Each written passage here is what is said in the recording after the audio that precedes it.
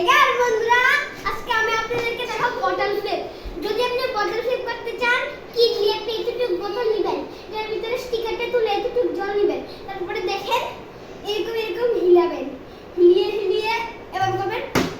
প্রথমবার কিন্তু হবে না, দেখবেন আপনি 4-5 বার প্র্যাকটিস করলে হয়ে যাবে। দেখেন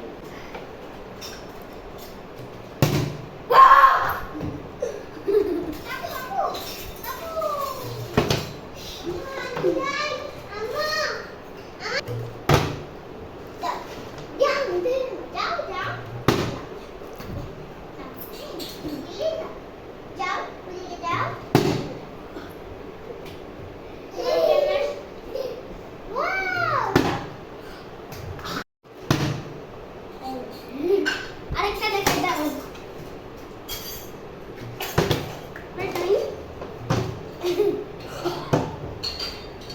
সলভ হয়ে গেছে।